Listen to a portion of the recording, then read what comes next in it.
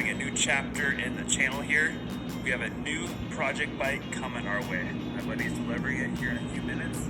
So guys, this is my 2001 RM250. Just picked it up, accepting Cameron's challenge. She runs pretty good. A couple dings and dents. The whole rear shock's fully blown out, needs to get redone.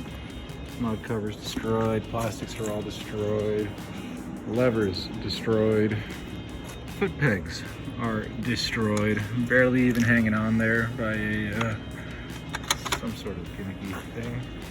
The axle bolt was put through backwards, so that's on the wrong way. That's always fun. Came with an FMF shorty pipe, also FMF fatty. There you can see where it's all dinged up, banged up a little bit.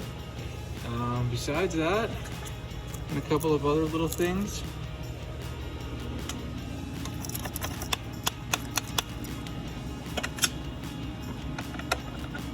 Yeah, what can I say? She's a gem. Looking forward to tearing her down. I'm just giving her the first wash right here. Took off the fork covers, lower fork covers, just washing it down. Just hit it with a bunch of degreaser. As you can see how nasty all that is. So yeah, looking forward to showing you guys the next piece as it's torn down.